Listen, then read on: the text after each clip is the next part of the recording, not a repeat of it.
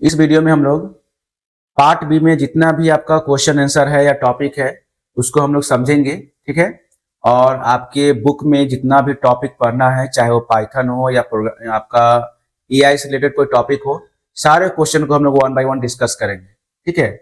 मैंने कोशिश किया है कि आपके बुक में जो भी टॉपिक दिया हो पूरे बुक का एक वीडियो मैंने यहाँ बना के रखा है, ठीक है। वीडियो थोड़ा बड़ा होगा क्योंकि आपका बुक के मटेरियल के अकॉर्डिंग वीडियो बना है, ठीक है।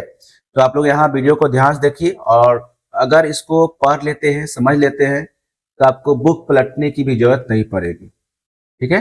तो आपका पार्ट बी में हम लोग जानते हैं कि पार्ट ए आपका एम्प्लॉयबिलिटी स्किल होता है और पार्ट बी आपका वोकेशनल स्किल होता है, ठीक है। जब क्लास 9 में या क्लास 10 का जो भी आप टॉपिक पढ़ेंगे वोकेशनल स्किल का, वो आपको एआई में कुछ कुछ टॉपिक ऐसे हैं जो कॉमन होता है, चाहे क्लास 9 का हो या क्लास 10 का हो, ठीक है।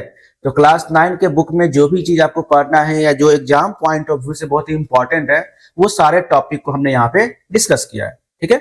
सबसे पहले यहाँ देखिए, आपका सबसे पहला क्वेश्चन जब बुक पढ़ते हैं तो सबसे दिमाग में ये आता है कि भाई एआई होता क्या है, व्हाट इज एआई। अगर एआई का बुक पढ़ते हैं और कोई आपसे पूछ दिया कि बेटा बताओ एआई पढ़ते हो तो एआई का मतलब होता क्या है, ठीक है। एकदम सिंपल सा लॉजिक सा क्वेश्चन रहता है, ठीक है। तो एआई का मतलब क्या हो गया?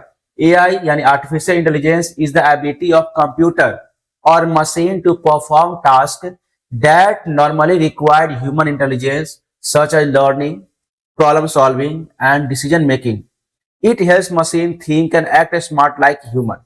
सिंपल बात है कि आपका आर्टिफिशियल इंटेलिजेंस एक ऐसी एबिलिटी होती है कंप्यूटर या मशीन का जो ह्यूमन जैसा काम करे, ह्यूमन का इंटेलिजेंस जैसा काम करे, ठीक है। जैसे ह्यूमन सोच सकता है, हर काम को कर सकता है, डिसीजन ले सकता है, उस प्रकार से आपका एआई जो है, मशीन जो है वो डिसीजन ले सके, कंप्यूटर जो डिसीजन ले सके, सोच सके, ठीक है।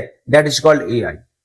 पहले हम लोग पढ़ते थे कि आपका कंप्यूटर जो इलेक्ट्रॉनिक मशीन है वो सब काम अपने से नहीं कर सकता है, लेकिन एआई को आने के बाद क्या होता है ना कि मशीन या कंप्यूटर जो है वो अपना काम खुद से भी कर सकता है। यानी उसके पास एक ऐसा इंटेलिजेंस पावर हो जाता है कि जिस तरह से ह्यूमन अपना काम करता है उसी प्रकार से मशीन भी अपना काम कर सकता है। दैट इज एआई, ठीक है। ये आपको एआई का डेफिनेशन हो जाता है। सेकेंड पॉइंट में है defined about history of AI, यानी हिस्ट्री की बात करें तो आपको पहले पता होना चाहिए कि एआई का शुरुआत कैसे हुआ, कहां से हुआ, ठीक है। देखिए, the history of AI began with scientist started trying to make machine that could think and learn like human. तो कोई भी चीज का इन्वेंशन जब होता है, ठीक है ना, तो आदमी या कोई साइंटिस्ट क्या सोचता है कि हम जो काम कर रहे हैं, हम जो चीज सोच रहे हैं, हम जो चीज कर रहे हैं, क्या वैसे मशीन नहीं कर सकता है? जरूर कर सकता है। मशीन में वैसा पावर देना पड़ेगा, वैसा इंटेलिजेंस पावर देना पड़ेगा। तो ये सब चीज का पहले ही आपको रिसर्च हो चुका है, रिसर्च किया गया है।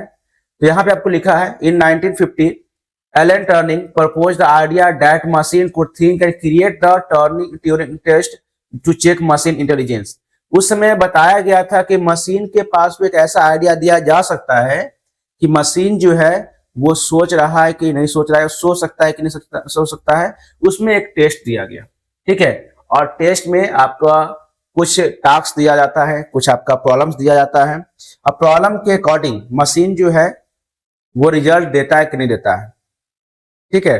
अगर आपके एक्सपेक्टेशन के अकॉर्डिंग मशीन अगर रिजल्ट दे रहा है, इसका मतलब आपके थिंकिंग के अकॉर्डिंग मशीन काम कर रहा है, आपने जैसा सोचा वैसा मशीन काम किया। तो ये सब रिसर्च आपको बहुत पहले 50 साल 60 साल पहले ही हो चुका है, जिसको हम लोग आज एआई के तौर पर यूज कर रहे हैं, ठीक है।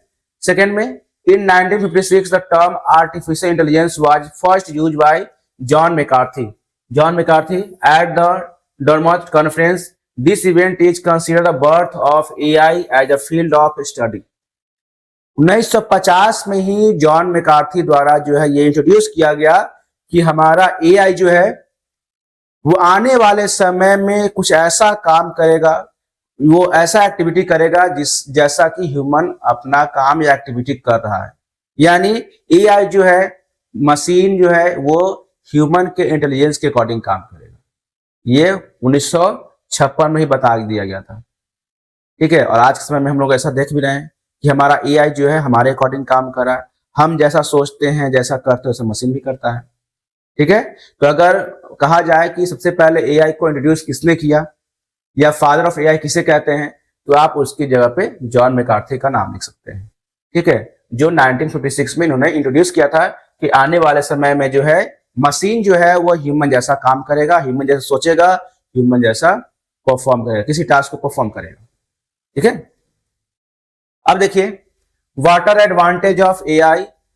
अब एआई का एडवांटेज की बात करें तो हम लोग ऐसे भी बहुत कुछ जानते हैं कि एआई बहुत सारा काम करता है, लेकिन कौन सा काम करता है, यहां देखिए advantage of artificial intelligence are reduce human effort. अगर मशीन कोई काम करना शुरू कर दे, मशीन खाना बनाना शुरू कर दे, मशीन पोछा लगाना शुरू कर दे, मशीन अपना सोचना शुरू कर दे, मशीन सब काम करना शुरू कर दे, तो हमारा काम क्या रहेगा, कुछ नहीं रहेगा। हम सिर्फ उसको मशीन को इंस्ट्रक्शन देंगे, मशीन काम कर देगा। इससे क्या हो गया कि ह्यूमन का एफर्ट जो है वो कम हो जाएगा। ठीक है, वर्क फास्टर, हमारे अपेक्षा मशीन जो है ज्यादा फास्ट काम करेगा। ठीक है, थर्ड हाई एक्यूरेसी, मशीन है तो भाई जैसा हम इंस्ट्रक्शन देंगे वैसा काम करेगा, उससे गलती नहीं होगा। ठीक है, या गलती भी होगा तो बहुत माइनर होगा जिसको हम लोग सॉर्ट आउट कर सके। ठीक है, वर्क 24/7 यानी 24 घंटा 7 दिन काम कर सकता है, लेकिन आदमी तो नहीं कर सकता है ना, बेचारा आदमी थक जाएगा। वो अगर एक दिन पूरा भर दिन काम कर लिया तो कल के दिन वो काम करने के लायक ही नहीं बचेगा। लेकिन मशीन में तो ऐसा है नहीं, मशीन जो है 24 घंटा 7 दिन काम करते रहेगा। ठीक है, useful in many field, AI use in health care, education, banking, transportation and many other areas. और हम जानते हैं कि एआई जो है हेल्थ केयर में, एजुकेशन में, बैंकिंग में, ट्रांसपोर्टेशन में ना जाने कहां कहां यूज हो रहा है। हम लोग के सोच से बहुत आगे एआई निकल चुका है। ठीक है, हम लोग जिस चीज को सोचते हैं वो एआई करता है। ठीक है, तो आपको ये हो गया एआई का एडवांटेज। अब डिसएडवांटेज की बात करें, ठीक है, एडवांटेज तो है, खूबी तो नजर आ गया, डिसएडवांटेज क्या है, हाई कॉस्ट। अब रोबोट रखिएगा, मशीन रखिएगा तो उसको खरीदना पड़ेगा, उसका सॉफ्टवेयर बनवाना पड़ेगा, जो कि हर के बस की बात नहीं है, हर कोई इसको नहीं अफोर्ड कर सकता है, बहुत ही महंगा होता है। ठीक है, जॉब लॉस, अब मान लीजिए कि आपके घर में कोई मेड आती है काम करने के लिए, वो दिन भर काम कर रही है और 5,000 10,000 रुपया ले रही है, तो उसकी जगह पे एआई काम तो कर सकता है, मशीन रोबोट काम कर देगा। या फिर फैक्ट्री में अगर 50 मजदूर काम कर रहा है, उसके जगह पे 2 रोबोट ही काफी है, तो जॉब लॉस होगा। Third, lack of creativity, AI can not think creativity like human के अकॉर्डिंग एआई जो है क्रिएटिव वे में नहीं सोच सकता है।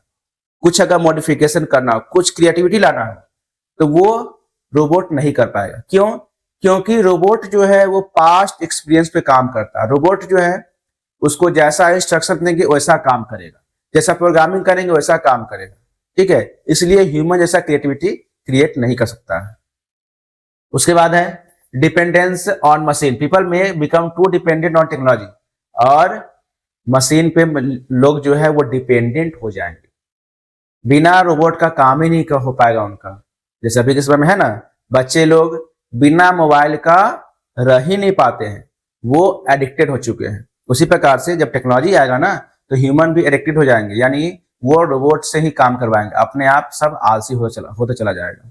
ठीक है, no emotion, AI can not understand human emotions and feeling, और एआई जो है वो ह्यूमन के इमोशंस को, फीलिंग को नहीं समझेगा, आना ही समझता है, वो उसको जो काम में आएगा जैसे आए वो करते चला जाएगा।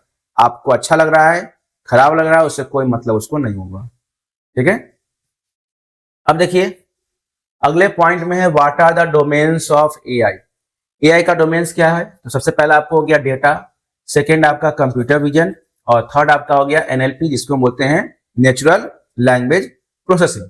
ठीक है, तो डेटा क्या होता है, it deal with collecting, analysing and using data to make decision. तो इसमें क्या होता है ना कि डेटा हम लोग प्रोवाइड करते हैं। अगर मान लीजिए कोई एआई मॉडल तैयार कर रहे हैं, तो डेटा देंगे तभी वो एनालाइज करेगा, समझेगा, प्रिडिक्शन बनाएगा, तब आपका मशीन काम करेगा।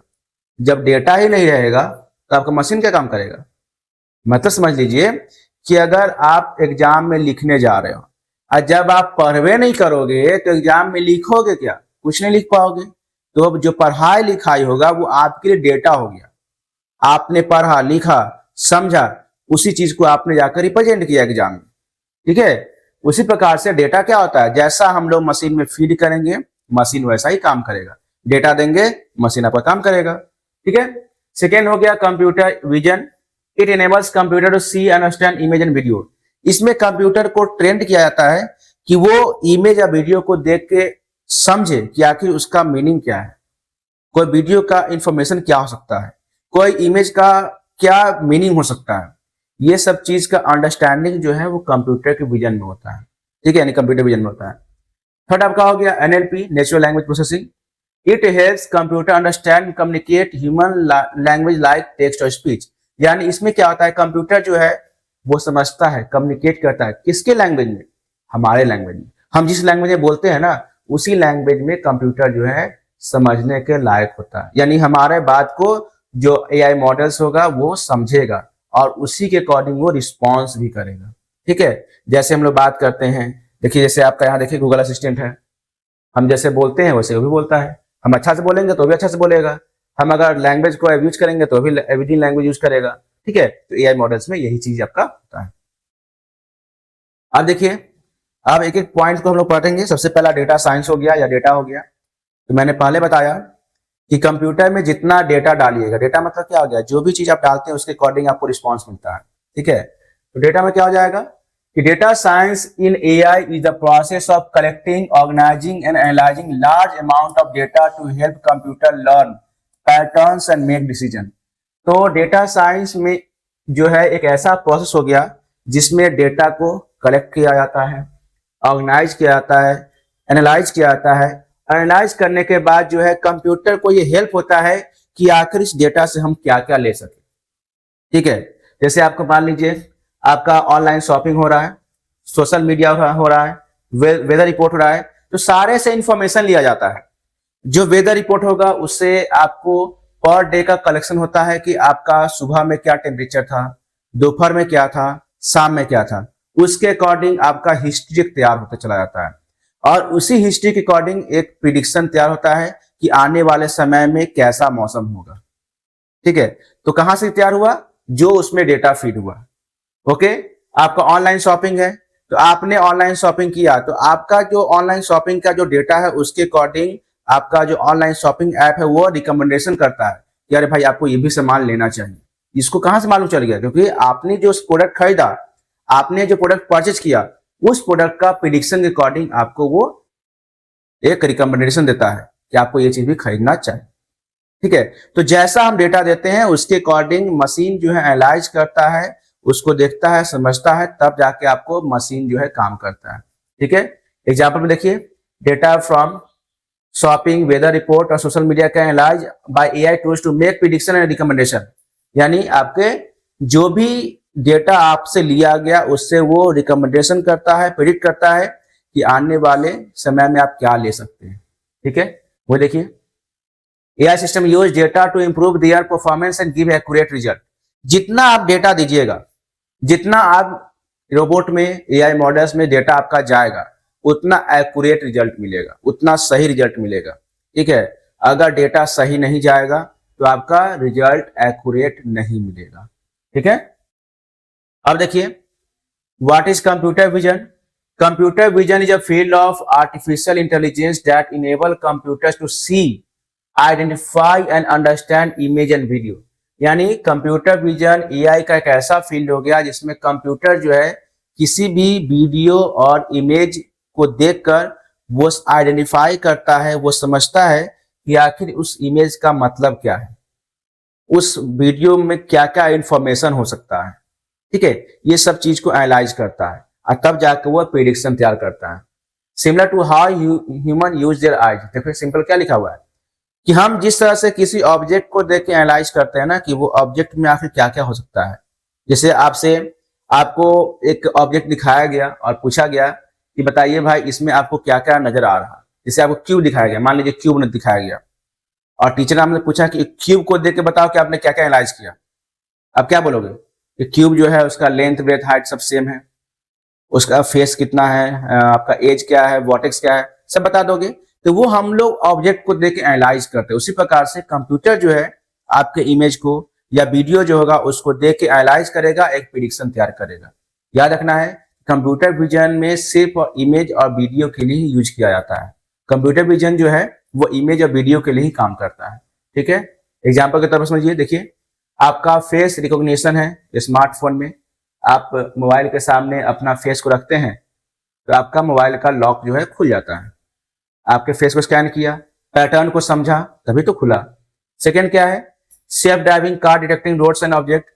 अब एक ऑटोमेटिक कार जो होता है उस कार में डेटा फीड किया होता है कि आपका जो रोड होगा वो कैसा होगा, जो डिफरेंट कलर का ये ट्रक होगा, बस होगा, बाइक होगा, कार होगा, वो कैसा होगा, वो सारे का डेटा एक सेल्फ ड्राइविंग कार में फीड कर दिया जाता है। अब जैसे ही रोड पे कार निकलता है तो वो डेटा को मिलाता है कि अरे ये ट्रक है, ये आपका बस है, ये बाइक है, ये साइकिल है, उसके अकॉर्डिंग वो पैटर्न को एनालाइज करता है, एक डिस्टेंस को मेंटेन करता है, तब जाके आपका एक ऑटोमेटिक कार जो है वो काम करता है। ठीक है, उसके बाद है सिक्योरिटी कैमरा आइडेंटिफाई पीपल। आपका जो वेब कैम लगा होता है या फिर आपका जो सिक्योरिटी कैमरा लगा होता है उसमें फोटो देखा जाता है और फोटो देख के आपके फेस के पैटर्न को एनालाइज करता है, ये बंदा कहीं और भी था। करने का मतलब ये हो गया, जैसे मान लीजिए कोई सस्पिशियस पर्सन है, उसका कैमरा में फोटो आ गया, वो क्या कर सकता है ना कि उसी कैमरा के फोटो को एक ऑथेंटिक मान के और दूसरे जगह से मैच कर सकता है। यानी मशीन जो है, एआई जो है, उस कैमरा के माध्यम से ये पता कर सकता है कि ये पर्सन कहां कहां और जा चुका है। ठीक है, तो एक कंप्यूटर विजन जो है उसमें आपको ऐसा बहुत सारा इमेज या वीडियो का पैटर्न होता है जो आपके काम को बहुत आसान बनाता है। ठीक है, अगले पॉइंट में है what is natural language processing. इसमें क्या क्या होता है देखिए, natural language processing is a field of AI that helps computer understand, interpret and communicate in human language such as text and speech. जब कोई एआई जो है आपका हेल्प करता है कंप्यूटर को समझने में, इंटरप्रेट और कम्युनिकेट इन ह्यूमन लैंग्वेज, यानी आपकी बातों को आपके लैंग्वेज में समझा और समझने के बाद आप ही के लैंग्वेज में रिस्पॉन्स किया, यही आपको एनएलपी के अकॉर्डिंग आता है। सिंपल बात है, जैसे हम बोलते हैं हेलो सिरी, हेलो गूगल असिस्टेंट, आप बात करते हैं, आप हिंदी में बात करते हैं तो आपका रिस्पॉन्स हिंदी में आता है, आप इंग्लिश में बात करते हैं आपका रिस्पॉन्स इंग्लिश में आता है। ये कैसे होता है? बिकॉज ऑफ एनएलपी, क्योंकि आप जिस लैंग्वेज में बात करते हो ना उसी लैंग्वेज में वो रिस्पॉन्स करता है। ठीक है, एग्जाम्पल के तौर पर देखिए, voice assistant like Siri and Google assistant हो गया, लैंग्वेज ट्रांसलेशन ऐप हो गया, chatbot use in customer service हो जाएगा। ठीक है, तो ये सब आपको एनएलपी का एग्जाम्पल्स हो गया जिसका यूज हम लोग अपने रोजमर्रा के जिंदगी में करते हैं, यानी अपना डेली लाइफ जो हम लोग जिंदगी लाइफ जी रहे हैं ना उसमें इसका बहुत ज्यादा यूज होता है। अब है what is machine learning. Machine learning होता क्या है देखिए, machine learning is a part of artificial intelligence that allow computer to learn from data and improve their performance without being directly programme.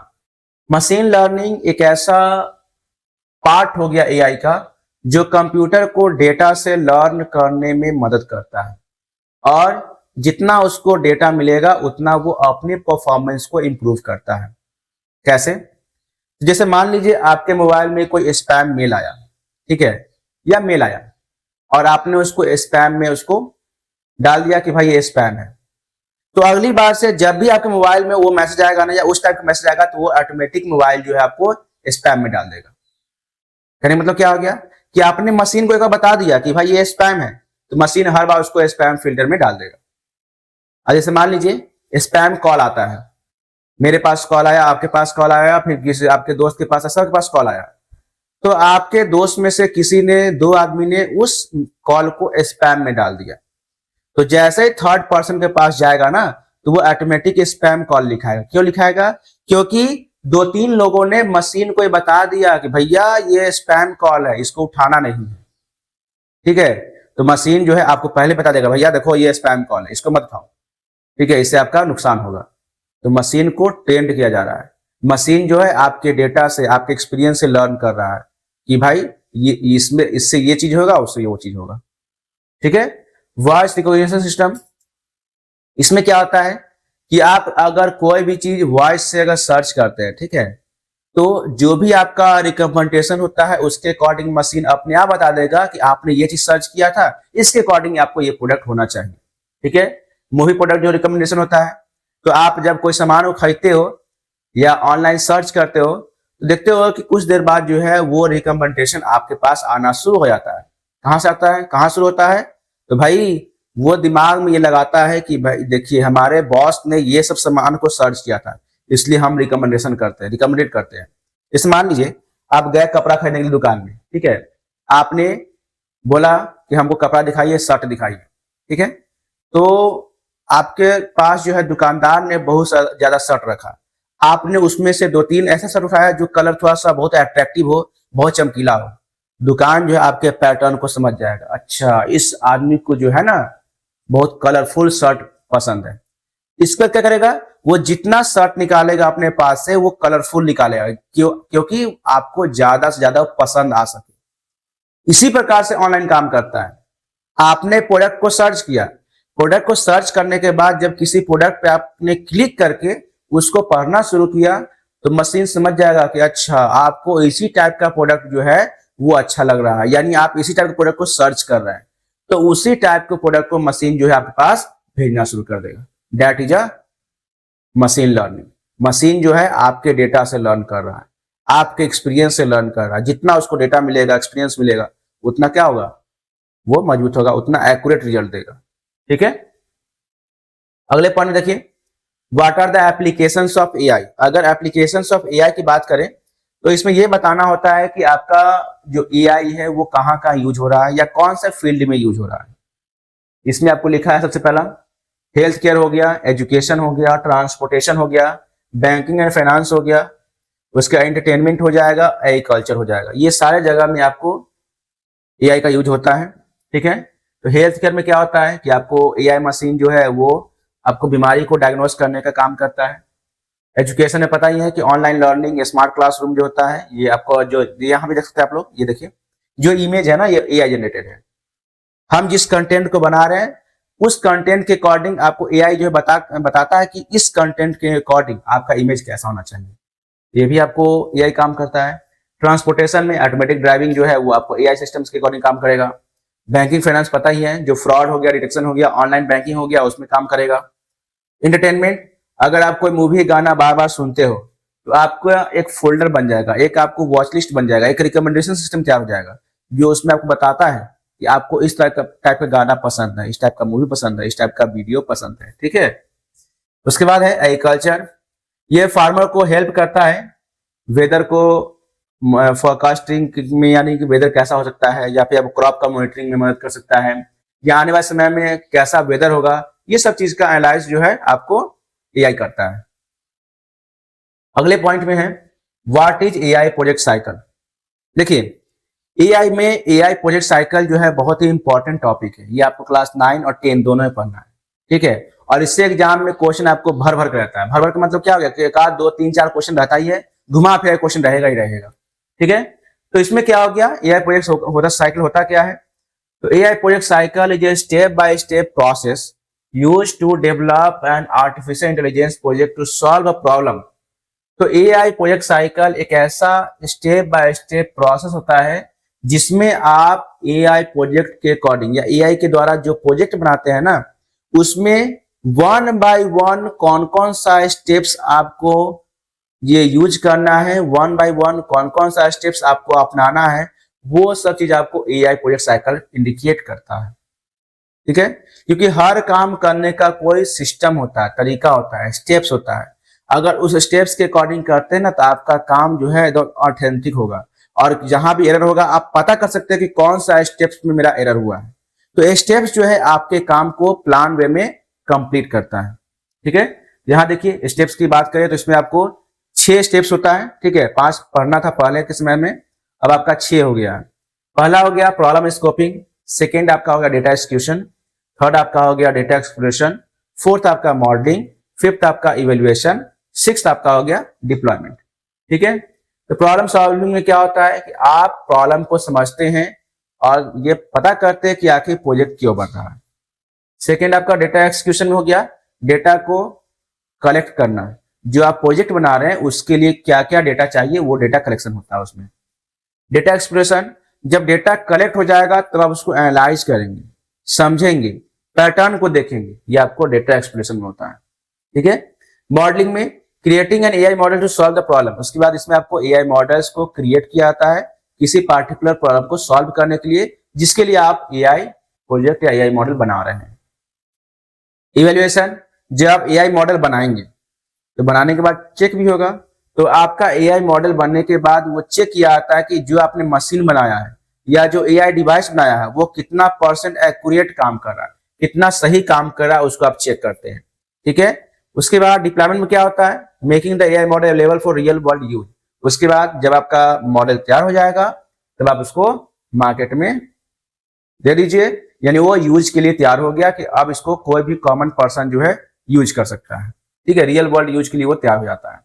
Okay, तो ये आपको 6 स्टेप्स है, याद रखिएगा। सबसे पहला problem scoping, second data execution, third data expression, fourth modelling, fifth evaluation और sixth में आपका हो गया डिप्लॉयमेंट। ठीक है, और इसका सीक्वेंस जरूर याद रखिए क्योंकि आपको सीक्वेंस को अरेंज करने के लिए एग्जाम में क्वेश्चन आता ही आता है।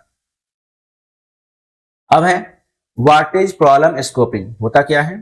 तो problem scoping is the first step in the AI project cycle where problem is identified and clearly defined. इस स्टेज में होता क्या है ना कि जो मॉडल्स या जो एआई प्रोजेक्ट आप बनाएंगे उस प्रोजेक्ट या मॉडल्स के बारे में जो प्रॉब्लम होगा वो या टॉपिक होगा वो क्लियरली डिफाइंड रहेगा पहला स्टेप में। It help us understand what problem need to be solve and what goal of the AI project. इसमें यह बताया जाता है कि जो आप प्रोजेक्ट बना रहे हैं, जो मॉडल बना रहे हैं, उसका पर्पस क्या है, उसकी आवश्यकता क्या है, वो क्यों डेवलप किया जा रहा है, वो सारा चीज आपको फर्स्ट स्टेप में होता है, प्रॉब्लम स्कोपिंग होता है। एग्जाम्पल में जैसे मान लीजिए अगर आपको एक वेदर ये आप ही बताना है, creating an AI to identify whether and email is spam और नॉट। इसमें मान लीजिए एक प्रोग्राम बना रहे हैं या कोई एआई आप मॉडल बना रहे हैं जो ये बता सके कि आपका जो मेल है या ईमेल जो आया है वो आपका स्पैम है या नहीं है। ठीक है, ये पहला स्टेप मान लीजिए कि आप एक ईमेल आईडी या एक ऐसा मॉडल बना रहे हैं जो मशीन बताए कि ये ईमेल स्पैम है या फिर आपको नॉर्मल ईमेल है। इसमें क्या होता है, आपको मशीन को ये पता होता है कि हमको करना क्या है, किस तरह के ईमेल को हम आइडेंटिफाई करेंगे, किस तरह का ईमेल को हम लोग वहां रिसीव करेंगे और देखेंगे कि कौन सा ईमेल में क्या मैसेजेस है। ठीक है, अब देखिए अगले पॉइंट में आपको what is 4W problem Canva. देखिए फर्स्ट जो आपका स्टेज है प्रॉब्लम स्कोपिंग, उसी में आपको 4W कैनवा होता है, यानी प्रॉब्लम का 4 प्रकार। ठीक है, 4 प्रकार प्रॉब्लम क्या होगा ये बहुत ही इंपॉर्टेंट है। Problem scoping stage of AI project cycle clearly understand problem, it help answer from 4 important question. इसमें 4W कैनवा में क्या होता है ना कि आप जो प्रोजेक्ट बना रहे हैं या आपका प्रोजेक्ट का जो पर्पस है, जो टॉपिक है या प्रोजेक्ट का रीजन है, उस रीजन को 4 पॉइंट में डिफाइन करना होगा। ये 4 पॉइंट में वो आपको टॉपिक पता चल जाएगा कि आखिर करना क्या है। सबसे पहले बात करें तो इसमें हो जाएगा आपको who is affected by the problem, यानी आप जो एआई मॉडल तैयार कर रहे हैं, आप कोई प्रोग्राम तैयार कर रहे हैं या एआई डिवाइस तैयार कर रहे हैं, तो उसको बनाने की आवश्यकता क्यों पड़ा, उससे वो उसको नहीं रहने से कौन लोगों को दिक्कत हो रहा है, किसको प्रॉब्लम हो रहा है, वो आपको पहला पॉइंट में आ जाएगा। ठीक है, मान लीजिए हम एआई मॉडल्स बना रहे हैं, हमको एआई मॉडल्स बनाने की जरूरत क्यों पड़ी, अगर नहीं रहेगा तो उससे किसको प्रॉब्लम होगा, तो यही आपको पहला स्टेप में होगा कि who is affected by the problem. Second, आखिर रियल में प्रॉब्लम है क्या, सेकेंड में आपको ये फाइंड आउट करना होगा कि आखिर क्या प्रॉब्लम है जिसके वजह से एआई मॉडल्स बनाने की जरूरत पड़ रहा है। ठीक है, पहला में कौन इफेक्ट कर रहा है, सेकेंड में वो प्रॉब्लम क्या है जिसकी वजह से इफेक्ट हो रहा है। ठीक है, थर्ड क्या है, वेयर डज द प्रॉब्लम अकर, वो प्रॉब्लम हो कहां रहा है, स्कूल्स में, कॉलेज में या कहीं और। ठीक है, वो पार्टिकुलर प्रॉब्लम कहां हो रहा है, कौन सी जगह पे हो रहा है या कौन सी एरिया में हो रहा है, वो आपको आइडेंटिफाई करना होता है। Why important to solve the problem, और वो प्रॉब्लम को सॉल्व करना क्यों इंपॉर्टेंट है। अगर हम एआई मॉडल्स बनाते हैं, ठीक है, तो आखिर उसको बनाने का फायदा क्या होगा। जैसे पहले एग्जाम्पल में मैंने बताया कि आपका स्पैम को ये आइडेंटिफाई करेगा कि वो स्पैम, ईमेल को आइडेंटिफाई करेगा कि वो स्पैम है या नहीं है। ठीक है, तो स्पैम ईमेल से कौन इफेक्ट होता है? हम लोग इफेक्ट होते हैं, ठीक है। उसके बाद उसका प्रॉब्लम क्या होता है? तो भाई स्पैम मेल आएगा तो आपका मोबाइल जो है या डिवाइस जो है खराब हो सकता है या फिर आपको हैक हो सकता है। ये प्रॉब्लम किसको किसको हो रहा है, कहाँ कहाँ हो रहा है? सारे मोबाइल डिवाइस में हो सकता है, ठीक है, या ऐसे एरिया में हो सकता है जहां पे हमें उसका जरूरत ना हो। थर्ड, वाई इंपॉर्टेंट सॉल्व प्रॉब्लम, इसको सॉल्व क्यों किया जाता है? क्योंकि अगर स्पैम मेल आपके पास नहीं आएगा तो आप जो है किसी भी अनऑथराइज मैसेज से बच सकते हैं, आप हैकिंग से बच सकते हैं, आपका कोई डेटा जो है वो हैक होने से बच सकता है, ठीक है। तो ये आपको 4 प्रॉब्लम है, 4 प्रॉब्लम कैनवा है, ये आपको पता होना चाहिए, who, what, where and why, ठीक है। अगले पॉइंट में है define data execution with example. Data execution मतलब क्या होता है? डेटा को कलेक्शन करना, डेटा को गैदर करना। Data execution is the process of collecting data और information from different source so that it can be used in AI project. यानी आपको प्रोजेक्ट बनाने के लिए डेटा कहां से चाहिए, कौन सी जगह से चाहिए, इंटरनेट से चाहिए या कहीं और से रिटर्न रिकॉर्ड चाहिए, वो आपको डिफरेंट प्लेसेस से डेटा को गैदर करना होता है, स्टोर करना पड़ता है, या आपको यहाँ पे एआई मॉडल्स को देना पड़ता है, ठीक है। तो इसमें आपको हो जाएगा, देखिए जैसे मान लीजिए पहला पॉइंट में एग्जांपल में दिया है collecting image of animals to train an AI model to recognise animals. तो हम लोग एनिमल्स के डेटा को तैयार कर रहे हैं, डिफरेंट टाइप्स ऑफ एनिमल्स है उसका डेटा को तैयार करेंगे और उसको एआई मॉडल्स को ट्रेन करेंगे। देखो भाई हजारों स्पेसिस टाइप का ये एनिमल्स हो गया, ठीक है। Second, gather weather data to predict rainfall, और डिफरेंट हम लोग वेदर के रिकॉर्ड को, डेटा को एआई मॉडल्स को देंगे, 1 साल 2 साल 5 साल 20 साल 50 साल जितना पुराना डेटा होगा सब हम मशीन को दे देंगे और उसके अकॉर्डिंग मशीन जो है ये बताएगा कि आने वाले समय में कब वर्षा होने वाला है, एक प्रिडिक्शन देगा। कैसे? Because of data, because of past experience. जो डेटा जो है उसके एक्सपीरियंस को इनहेंस कर देगा जिसके वजह से वो आपका एक्यूरेट रिजल्ट या फिर आपका प्रिडिक्टेड रिजल्ट जो होगा वो प्रोवाइड करना शुरू करेगा।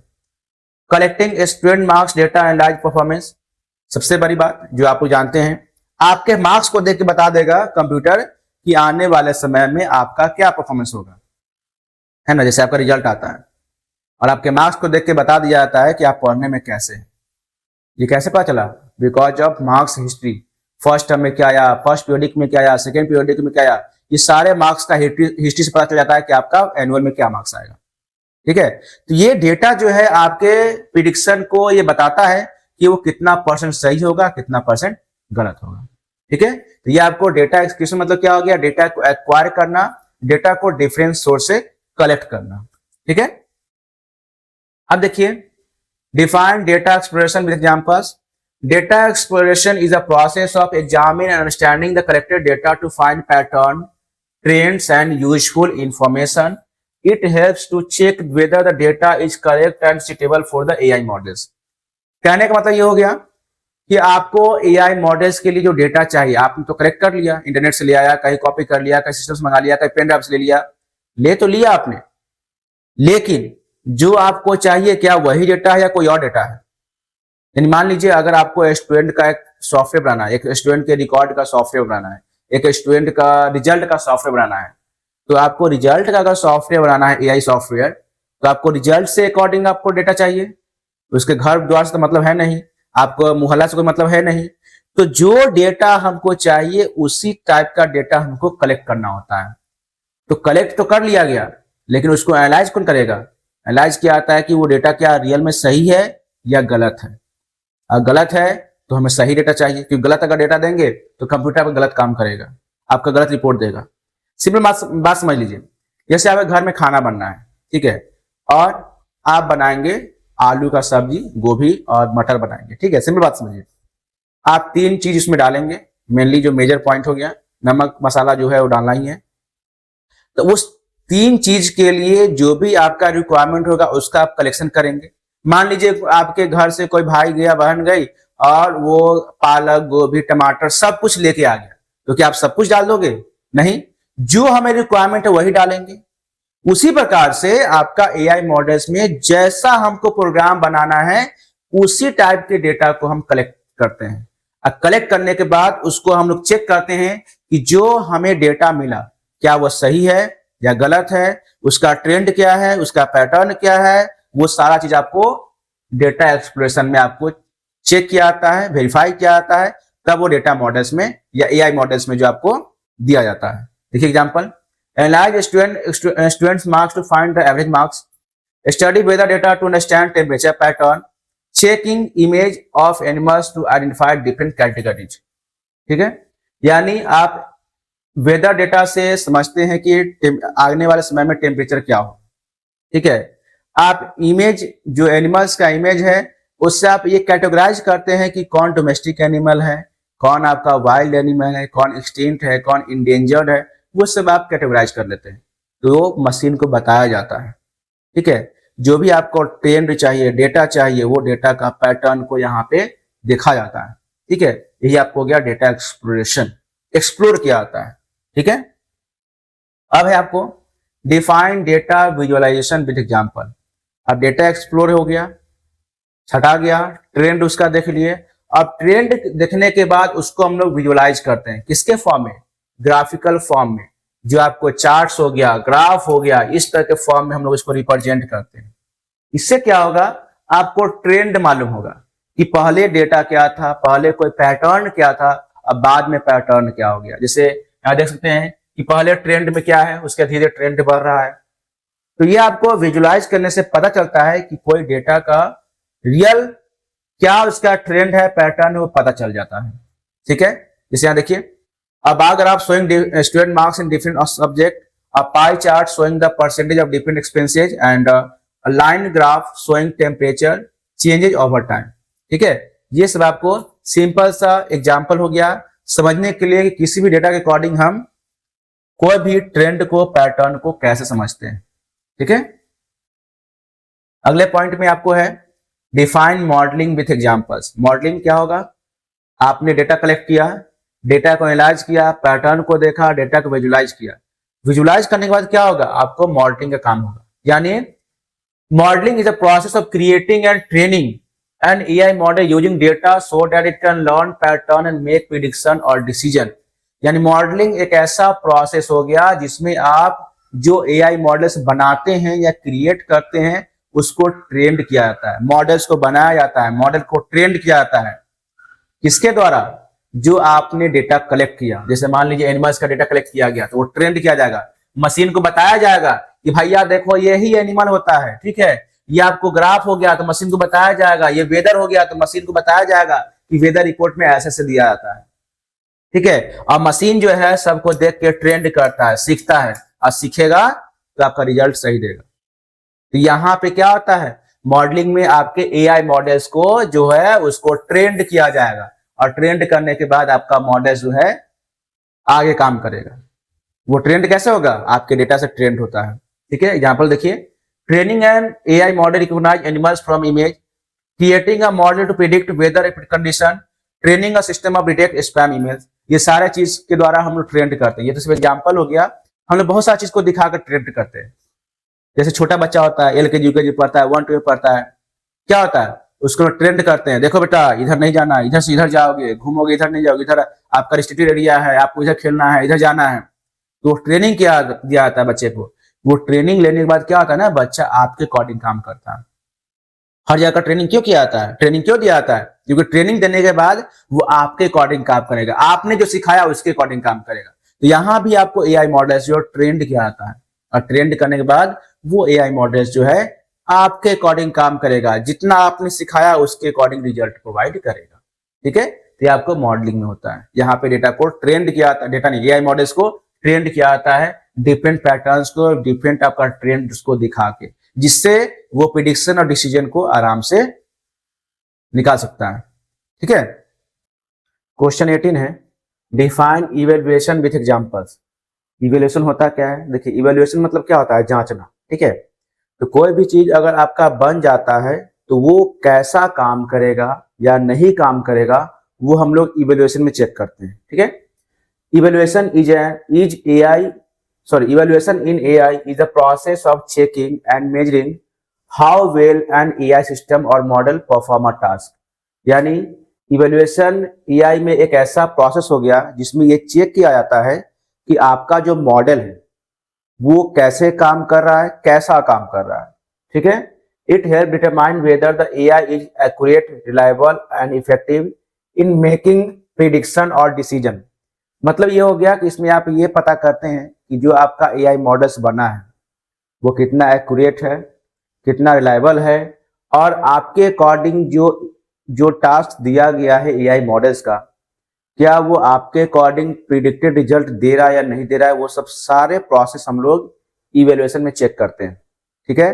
क्योंकि जो मॉडल्स आपका तैयार किया जाता है, तैयार करने के बाद उसको हम चेक करते हैं कि भाई जो आपने बनाया है तो आपके सोच के अकॉर्डिंग वो जो है काम कर रहा है कि नहीं कर रहा है, ठीक है।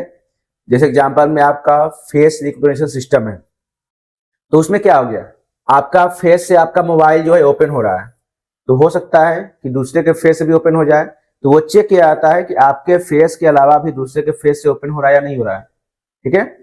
सेकेंड हो गया स्पैम ईमेल डिटेक्शन। मान लीजिए कोई ईमेल आता है, तो क्या हर तरह के मेल को वो डिटेक्ट कर रहा है या नहीं, या सिर्फ आपका ऐसा मेल को डिटेक्ट कर रहा है जिसमें आपका स्पैमिंग हो, या फिर ज्यादा आपको एड का मेल हो, तो वो सब चीज आपको वेरीफाई करता है, ठीक है। तो इसमें चेक किया जाता है कि आपका जो मॉडल्स तैयार किया गया है वो एक्यूरेट वे में काम कर रहा है या नहीं कर रहा है, ठीक है। 19 में है व्हाट इज एआई एथिक्स। देखिए जितना भी डिवाइसेज होता है या फिर मान लीजिए आपका प्रोग्राम डेवलप किया जाता है, वो सारे प्रोग्राम कोई ना कोई एथिक्स पे काम करता है, ठीक है। तो एआई एथिक्स होता क्या है, तो AI ethics refers to the moral principles and guidelines that help ensure that AI यानी artificial intelligence is developed and use a fair, safe and responsible way. यानी एक एआई एथिक्स एक ऐसा मोरल प्रिंसिपल हो गया या गाइडलाइंस कह सकते हैं जिसमें यह सुनिश्चित किया जाता है कि जो भी आपका एआई है या जो भी आपने एआई मॉडल्स बनाया है या बनवाया है, वो एआई मॉडल्स जो है आपका फेयर रिजल्ट दे रहा है कि नहीं दे रहा है, सेफ रिजल्ट दे रहा है कि नहीं दे रहा है, या जो रिजल्ट दे रहा है वो कितना एक्यूरेट है, कितना रिस्पॉन्सिबल है, ठीक है। कहीं आपके डेटा को लीक तो नहीं कर रहा है, कहीं आपका एआई एथिक्स के अकॉर्डिंग आपका कोई ऐसा रूल है जिसको ब्रेक तो नहीं कर रहा है। क्योंकि हो सकता है बहुत सारे आदमी या बहुत सारे पर्सन ऐसे हैं जो एआई के माध्यम से गलत काम करवाना चाहते हैं, ठीक है। तो एआई में ऐसा रूल्स रेगुलेशन होता है या उसमें सेट किया जाता है कि कोई भी पर्सन जो है अगर मिसयूज करना चाहे या गलत काम करना चाहे तो एआई उसके खिलाफ जा सकता है। मतलब वो उसमें ये बताएगा कि ये चीज हमारे अंदर नहीं है या इस चीज में हम आपको हेल्प नहीं कर सकते हैं, ठीक है। क्योंकि कुछ ना कुछ एथिक्स होना चाहिए काम करने का, कुछ उसका प्रिंसिपल होना चाहिए, सिद्धांत होना चाहिए जिसके अकॉर्डिंग आपका एआई मॉडल जो है वो काम करेगा, ठीक है। It focus on making sure that AI system do not harm people. इसमें ये इंश्योर किया जाता है कि कोई एआई मॉडल्स जो है किसी पीपल्स को हार्म नहीं करेगा। रेस्पेक्ट ह्यूमन राइट्स, जो ह्यूमन का अधिकार है उसका रिस्पेक्ट करेगा, ठीक है। एंड मेक फेयर डिसीजन, और जितना हो सके उतना वो फेयर रिजल्ट देगा, बायस रिजल्ट नहीं देगा, ठीक है। Example of AI ethics in real life. अब देखिए एग्जाम्पल के तौर पे अगर देखें, सबसे पहला आपका हो गया फेस रिकॉग्निशन, ठीक है। इसमें ये इंश्योर करता है कि जो आपका फेस है, ठीक है, वो मैच करेगा, उसके मोबाइल को ओपन करेगा। ऐसा नहीं कर सकता है कि किसी दूसरे के फेस से भी डिवाइस ओपन कर दे, ठीक है, तो वो इसके रूल के खिलाफ हो जाएगा। या फिर हो सकता है कि आपका स्कैन अगर किया हुआ हो फोटो, ये बात ना करें भाई आप उसमें मैच ही नहीं कर रहे हो, तो ये भी आपको एथिक्स के खिलाफ हो सकता है, ठीक है। Social media algorithm preventing AI from spreading fake news और हार्मफुल कंटेंट।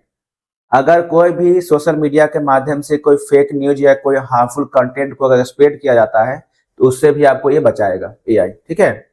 उसके बाद है self driving car ensuring the AI protect passenger and pedestrian. और इसमें यह होता है कि जब आपका गाड़ी चलता है सेल्फ ड्राइविंग मोड में होता है तो उस समय इंश्योर किया जाता है कि जो एआई मॉडल्स है वो किसी दूसरे को हार्म नहीं करेगा। उसके बाद है health care AI making sure AI gives accurate medical advice and protect patient data. और हेल्थ केयर में एआई ये इंश्योर करता है कि जो भी रिजल्ट देगा वो एक्यूरेट देगा, जिससे मेडिकल एडवाइस दिया जा सके। उसके बाद जो डेटा आपका एआई में सेव होगा वो आपको प्रोटेक्टेड होगा, यानी एआई उसको शेयर दूसरे को नहीं करेगा, क्योंकि वो भी उसके एथिक्स के खिलाफ हो जाता है। ठीक है, अब देखिए what are the key principles of AI ethics, इसका क्या क्या सिद्धांत होता है। सबसे पहला बात फेयरनेस, यानी एआई जो है वो आपको सभी लोगों को एक जैसा ट्रीट करेगा। ठीक है, कोई डिस्क्रिमिनेशन नहीं करता एआई मशीन। ऐसा थोड़ी बोलेगा कि भाई आप गरीब हो, हम आपका क्वेश्चन का जवाब नहीं देंगे, और ये अमीर है इसका जवाब देंगे, या कोई लड़की है तो उसका जवाब नहीं देंगे, कोई लड़का तो उसका जवाब देंगे। तो ऐसा चीज नहीं होता है। ठीक है, ट्रांसपेरेंसी, एआई जो है वो आपको सारा डिसीजन क्लियर ट्रांसपेरेंट वे में बताएगा कि वो रिसोर्स कहाँ से लिया है। जैसे आप कोई अगर मैसेज को सर्च करते होंगे चैट जीपीटी से या कोई भी चीज से, तो आपको कॉर्नर में साइड में सोर्स कभी कभी देता है, यानी उसने जो डेटा है लिया है वो इस सोर्स से लिया है। तो ट्रांसपेरेंट वे में वो शो करता है कि हमने डेटा कहाँ से लिया है। ठीक है, उसके बाद है privacy, it must protect people personal data, यानी प्राइवेसी में क्या होगा कि जो भी डेटा, जो भी चीज आपने मोबाइल में एआई में स्टोर किया है वो आपके डेटा को स्टोर करेगा। ठीक है, जो आपका फोटो होगा वो दूसरे को शेयर नहीं करेगा। ठीक है, इसे यहाँ देखिए एग्जाम्पल के तौर पे आपका है face recognition system should not misuse people photo. ये अगर फोटो को अगर आपके डिवाइस में स्टोर किया है या एआई जो स्टोर कर रखा है तो वो आपके फोटो को मिसयूज होने से बचाएगा। उसके बाद है accountability, developers and company must take responsibility of AI decisions.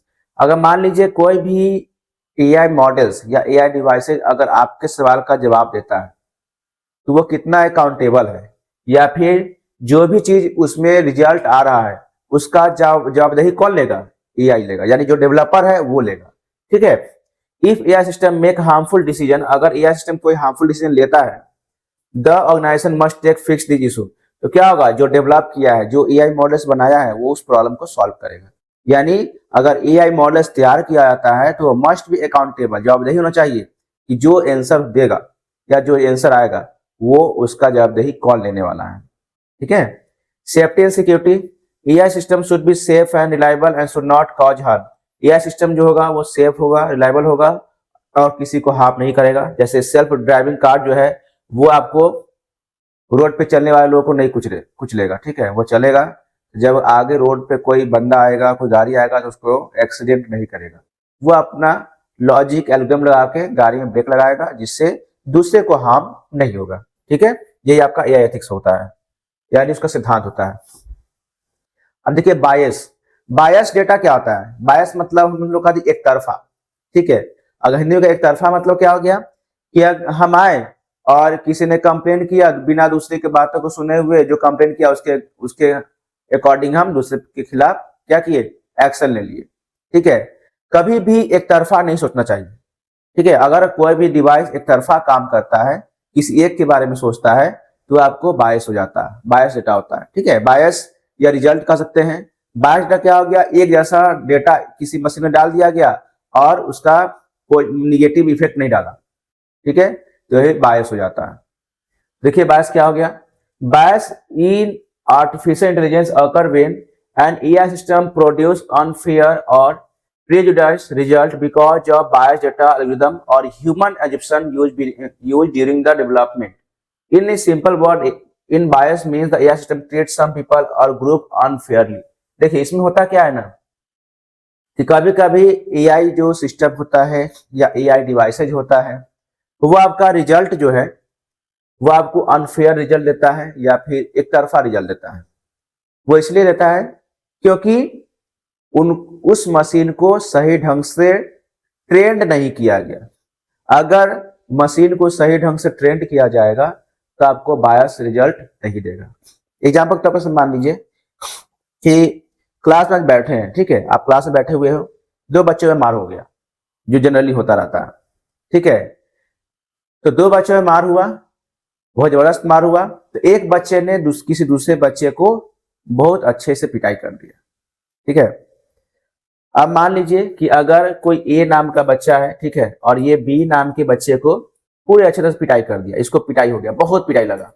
ठीक है, और इसी ने जाके टीचर को कंप्लेन कर दिया कि सर हमको ये जो है बहुत मारा है। ठीक है, मतलब बी नाम का जो बच्चा है हमको बहुत मारा है। किसने कहा, ए नाम का बच्चा टीचर से जाकर कह दिया। अब टीचर तो गुस्सा में आए और देखा न ताओ इसको आके पीटना शुरू कर दिए। बेचारा इससे ही पिटा गया और टीचर से पिटा गया। ये क्यों हो गया? बिकॉज ऑफ बायस डेटा, क्योंकि टीचर ने सिर्फ इन्हीं का डेटा लिया, इनका डेटा नहीं लिया। ठीक है, तो टीचर का रिस्पॉन्स किसके खिलाफ, किसके अकॉर्डिंग हुआ? इसके अकॉर्डिंग हुआ। ये चीज मशीन में होता है। अगर मशीन जो है किसी एक का डेटा लेके काम करेगा तो हो सकता है कि रिजल्ट जो है उसका सही नहीं आएगा। अगर ये टीचर ये दोनों की बात सुनते तो पता चल जाता है कि गलती किसकी है भाई, तो आपका दोनों के बीच में डिसीजन होता। ठीक है, वही चीज मशीन में होता है। जब आपका किसी एक सोर्स से दूसरे सोर्स से आपका डेटा लिया जाता है तो मशीन जो है इस दोनों डेटा को कंपेयर करता है। ठीक है, और कंपेयर करने के बाद वो बताता है कि कौन सही है कौन गलत है। लेकिन अगर मान लीजिए किसी एक मशीन का डेटा आया, मतलब कि एक सोर्स से डेटा आया लेकिन इसका डेटा आपको नहीं आया, तो मशीन क्या होगा? बायस रिजल्ट देगा, यानी अनफेयर रिजल्ट देगा, अनबैलेंस रिजल्ट देगा, सही रिजल्ट नहीं देगा। ठीक है, वही चीज आपको इसमें होता है। किसी एक के खिलाफ आपको मशीन जो है रिजल्ट प्रोवाइड कर देगा। ठीक है, वही आपके यहां दिया हुआ है। अब देखिए, what is data literacy? Data literacy होता क्या है? Data literacy is the ability to read, understand, analyze and use data to make better decision. It means knowing how to collect, interpret and communicate information from data in a meaningful way. Data literacy का मतलब क्या हो गया? जिसमें आप ये जानते हैं कि किसी डेटा को कैसे रीड किया जाए, कैसे समझा जाए, कैसे उसको एनालाइज किया जाए। ये सारा चीज का पढ़ाई जो होता है या सारा चीज का जो लिटरेसी होता है, अंडरस्टैंडिंग जो होता है, वही आपका डेटा लिटरेसी कहलाता है। उसमें आप ये जानते हैं कि जो डेटा आपके पास आया है आप उसको ऑर्गेनाइज कैसे करेंगे, अरेंज कैसे करेंगे, आप उसको सेट कैसे करेंगे, कौन सा डेटा कहाँ पे अरेंज होगा, ये सब आप सब डेटा लिटरेसी में जानते हैं। ठीक है, लिटरेसी मतलब क्या हो गया? जानकारी, पढ़ाई। ठीक है, स्किल की स्किल डेटा लिटरेसी, इसमें क्या क्या होता है आपको? सबसे पहला बात आपको हो गया रीडिंग डेटा। डेटा को रीड किया जाता है किसके फॉर्म में? चार्ट्स के फॉर्म में, ग्राफ्स के फॉर्म में, टेबल्स के फॉर्म में। Analysing data, examining data to find pattern और यूजफुल इंफॉर्मेशन। जो डेटा होगा उसमें पैटर्न देखा जाता है, कोई यूजफुल इंफॉर्मेशन को देखा जाता है। Interpreting data means understanding what the data means. उसके बाद इसमें यह देखा जाता है कि आपका जो डेटा है उस डेटा का आखिर मतलब है क्या, वो चेक किया जाता है। और वो चेक किसके द्वारा किया जाएगा? जो वहां पे बंदा बहुत ट्रेंड होगा। ठीक है, उसके बाद है communicating data, explaining the result using graph, reports and presentation. जो आपका रिजल्ट आया, रिपोर्ट आया, ग्राफ्स आया, उसके अकॉर्डिंग डेटा क्या होना चाहिए, कैसा है या क्या है उस डेटा में, वो सारा चीज एक्सप्लेन किया जाता है। ठीक है, तो ये आपका हो गया डेटा लिटरेसी। डेटा लिटरेसी का सिंपल एक वर्ड में या एक सेंटेंस में, एक वर्ड में उसका मीनिंग कह सकते हैं लिटरेसी, यानी डेटा लिटरेसी मतलब क्या हो गया? Understanding of data. ठीक है, यानी डेटा का पढ़ाई करना।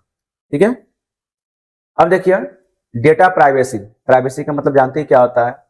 जो आप ऐसा चीज जिसको आप शो नहीं कर सकते हैं। ठीक है, data privacy refers to the protection of personal information so that it is collected, used and shared safely and responsibly. मतलब डेटा प्राइवेसी एक ऐसा ये कह सकते हैं प्रोटेक्शन कर सकते हैं जिसमें आप अपने पर्सनल इंफॉर्मेशन को हर किसी के साथ शेयर नहीं करते हैं। ठीक है, यानी आपका जो डेटा होगा जिसको आप चाहे उसी को शेयर कर सकते हैं, या फिर जो डेटा होगा उस डेटा को हम बहुत ही सेफली हैंडल करते हैं। ठीक है, कि हमारा डेटा जो है दूसरे को लीक ना हो। It ensure that people have control over their personal data and organisation do not misuse. इसमें क्या होता है कि पीपल जो है अपने डेटा को स्टोर करता है और ऐसा स्टोर करेगा कि भाई कोई दूसरा उसके डेटा को कोई यूज ना कर सके। ठीक है, यानी प्राइवेसी मतलब क्या हो गया? अपने डेटा को आप सिक्योर किए हुए हैं, कोई आपको डेटा को एक्सेस नहीं कर पाएगा। ठीक है, अब देखिए डेटा सिक्योरिटी क्या होता है? सिक्योरिटी मतलब क्या हो गया? सिक्योर करना। तो data security refers to the protection of digital data from unauthorised access, theft, damage और loss. It involves using technology, policy and practice to make data safe and secure. तो डेटा सिक्योरिटी का मतलब क्या होता है? Protection of data, यानी आपका data जो है कहीं हैक ना हो जाए, कोई आपके डेटा को कॉपी ना कर ले, या कोई डेटा को डैमेज ना कर दे, कोई करप्ट ना कर दे। ये सब चीज के एक्टिविटी जितने भी होते हैं वो आपको डेटा सिक्योरिटी के अंदर आते हैं। ठीक है, यानी आपका डेटा जो है वो किसी से बचा रहे, हैक ना हो, कोई हैकर उसको एक्सेस ना कर सके। तो ये सारे एक्टिविटी जो है आपको डेटा सिक्योरिटी के अंदर आता है। इसका मतलब ये हो गया कि कोई भी डेटा जो है आपको टेक्नोलॉजी के माध्यम से या ऐसा पॉलिसी लगाया जाए जिससे आपका डेटा सिक्योर रहे। ठीक है, ऐसे लिए हम बहुत सारा चीज यूज करते हैं। उसके लिए सबसे पहला आपका हो जाएगा पासवर्ड। हम अपने डेटा को सिक्योर करने के लिए स्ट्रॉन्ग पासवर्ड लगाते हैं जो दूसरों के गेस से बाहर हो जाएगा, यानी दूसरा उसको गेस ना कर सके। ठीक है, एन्क्रिप्शन, डेटा जो होगा वो आपको एक सीक्रेट कोड में स्टार के फॉर्म में सेव हो जाता है जो आपको कोई दूसरा नहीं पढ़ पाता है। फायरवॉल क्या होता है, आपके कंप्यूटर में जो भी अनऑथराइज एक्सेस होगा, साइबर अटैक होगा, वो सबसे प्रिवेंट करता है। ठीक है, बैकअप, जो इंपॉर्टेंट डेटा होगा वो एक जगह से दूसरे जगह हम लोग बैकअप में डालते हैं। क्यों? क्योंकि भविष्य में हो सके तो उसको अगर जरूरत पड़े तो रिकवर कर सके। ठीक है, उसके ऑथेंटिकेशन में क्या हो गया, आपका हो जाएगा मेथड लाइक ओटीपी, फिंगरप्रिंट्स और face recognition ensure only the right person access data. मतलब ये हो गया कि अगर कोई मोबाइल डिवाइस या कोई भी चीज अगर यूज करते हैं तो वहां पे फिंगरप्रिंट, पासवर्ड या फेस रिकॉग्निशन सिस्टम जो है काम करवाया जाता है। क्यों? क्योंकि इससे ये इंश्योर हो जाए कि जब आप डिवाइस को यूज कर रहे हो या डिवाइस को ओपन कर रहे हैं तो यूज करने वाला बंदा जो है वो ओरिजिनल हो, ऐसा नहीं कि दूसरे का डिवाइस लेकर दूसरा कोई यूज कर रहा है। ठीक है, तो डेटा सिक्योरिटी मतलब क्या हो गया, protection of data. What is the use of AI in maths. अब मैथ्स में एआई का यूज क्या होता है, देखिए तो एआई यानी AI help in solving mathematical problem quickly and accurately. It uses computer smart algorithm to understand pattern, perform calculation and assist learning mathematics. यानी अगर एआई के माध्यम से अगर किसी मैथ्स को बनाया जाए तो उसमें होता क्या है, वो किसी भी प्रॉब्लम क्विकली और एक्यूरेटली क्या होता है, सॉल्व करता है, जिसमें कंप्यूटर के पास एक ऐसा स्मार्ट एल्गोरिथम होता है जो डिफरेंट पैटर्न को समझता है, डिफरेंट कैलकुलेशन के परसेप्शन को समझता है और उसके अकॉर्डिंग जो रिजल्ट होगा वो बना कर देता है। ठीक है, जिससे क्या होता है कि आजकल के बच्चे जो है मोबाइल से स्कैन किए मैथ्स बना दिए। क्यों? क्योंकि आपका एआई उसमें हेल्प कर रहा है। ठीक है, तो कुछ आपका इसमें एआई क्या क्या काम कर सकता है वो आपको यहाँ लिखा है।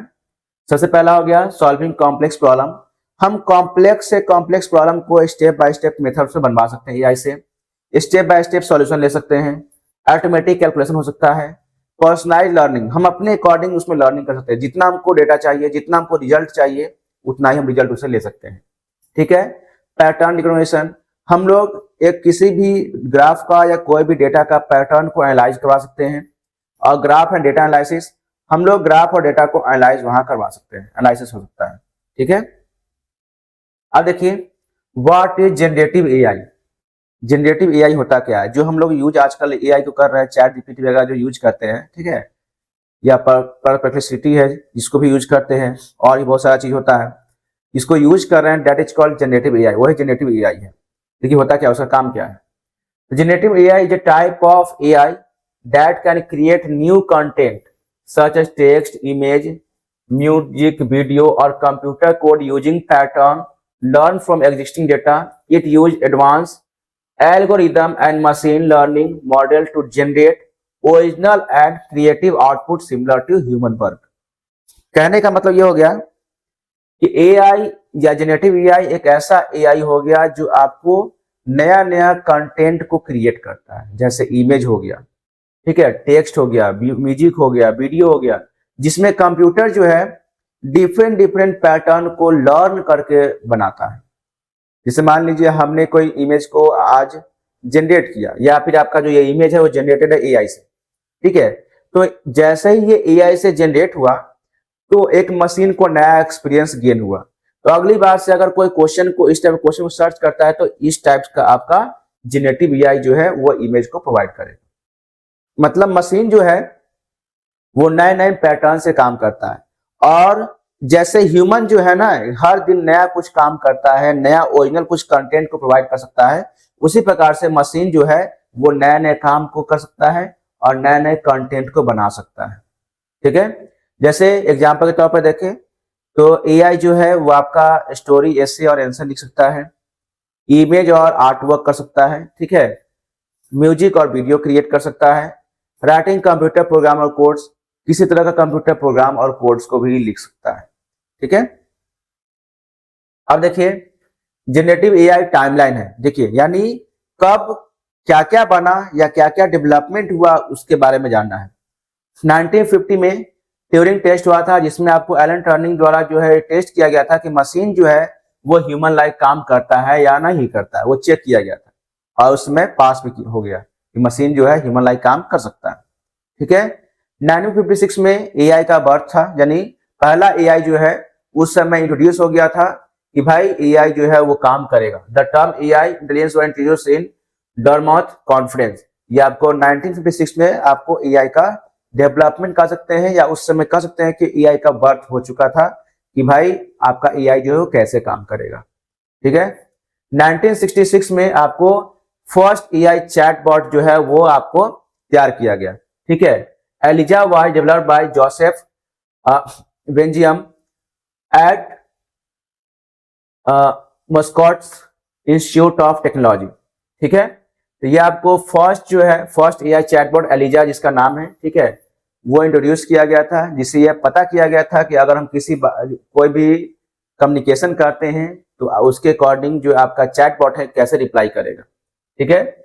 उसके बाद है 2014 में गैन इंट्रोड्यूस किया गया, ठीक है, जिसका काम क्या हो गया था कि गैन जो है सब जब इंट्रोड्यूस किया गया तो इससे ये पता किया गया कि हम किसी तरह का इलास्टिक कंटेंट को जनरेट कर सकते हैं या रियल कंटेंट को जनरेट कर सकते हैं।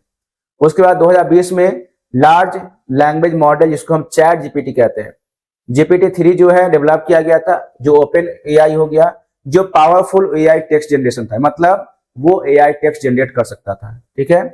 2022 में popular generative AI tool chat GPT and DALL-E become widely used for generating text and image. 2023 में rapid growth of generative AI, many company integrated in generative AI into app, search engine and creative tools. और 2023 में बहुत सारे company ने generative AI tools बनाया, बहुत सारे company ने एआई डेवलप किया, बहुत सारे कंपनी ऐसा टूल्स बनाया, ऐसा ऐप बनाया जो एआई के साथ काम करता था, ठीक है। तब जाके हम लोग हर एक ऐप में एआई का यूज करना शुरू कर दिए, ठीक है। और प्रेजेंट में अभी 2024 से प्रेजेंट तक advance generative AI modern AI system create video, image, music, codes and intelligent assistant. और अभी के समय में क्या है कि हम लोग जनरेटिव एआई के मदद से वीडियो, इमेज, म्यूजिक, कोड ये सब जनरेट कर रहे हैं और करते भी है। जितना काम करे वो एआई की मदद से कर रहे हैं।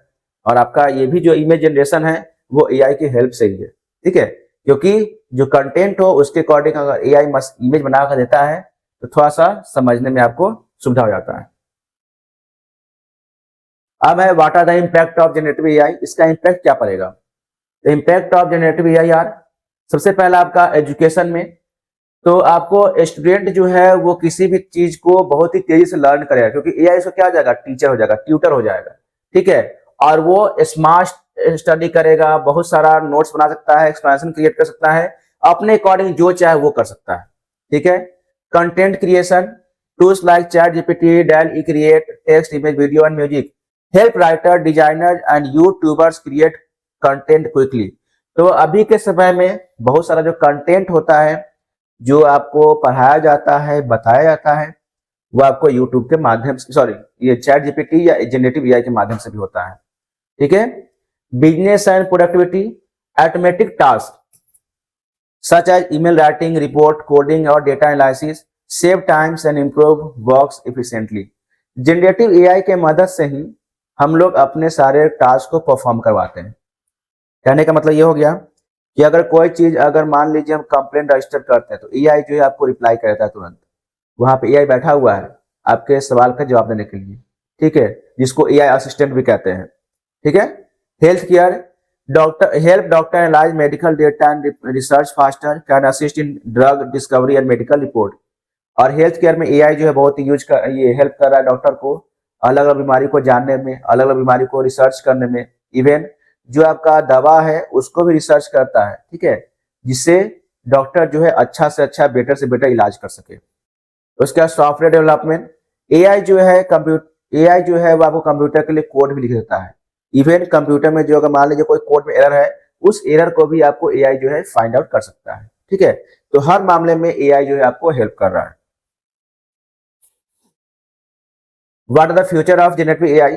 अब इसके फ्यूचर की बात करें तो इसमें आपका हो जाएगा स्मार्टर एआई असिस्टेंट, यानी future AI assistant will more intelligent and helpful in daily life. ठीक है, आने वाले समय में आपको एआई जो है बहुत ही हेल्पफुल हो जाएगा, बहुत ही स्मार्टर हो जाएगा, बहुत ही फास्टर हो जाएगा। AI in every industry, AI जो है हर जगह काम करेगा, चाहे वो एजुकेशन हो, हेल्थ केयर हो, एग्रीकल्चर हो, मीडिया हो या कोई बिजनेस हो। ठीक है, personalise learning, AI will create customised lesson for every student.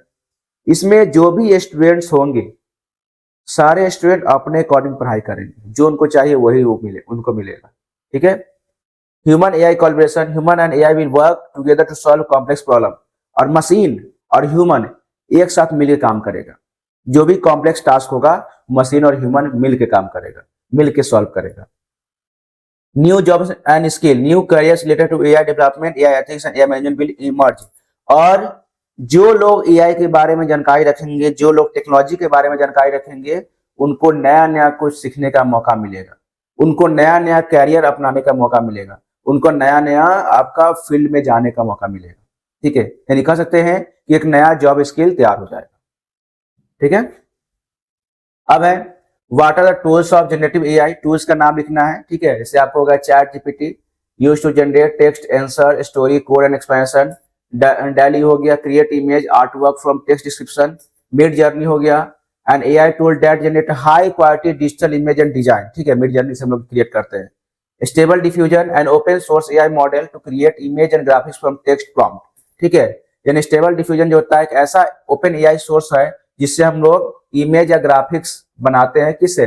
Text से। ठीक है, अगर मान लीजिए कोई इमेज बनाना हो तो हम लोग स्टेबल डिफ्यूजन का यूज कर सकते हैं। ओके, ये आपके लिए बहुत ही काम का है, प्रैक्टिकल यूज करके जरूर देखिएगा। Get it hub Copilot help programmers by generating codes and assisting software development. इसमें क्या होता है कि प्रोग्रामर को हेल्प किया जाता है कैसे आप कोड को जनरेट करेंगे, कैसे कोड को एनालाइज करेंगे, कैसे कोड को आप सॉल्व करें। ठीक है, Runway used to create AI video, visual effect and creative media content. और Runway ML क्या होता है?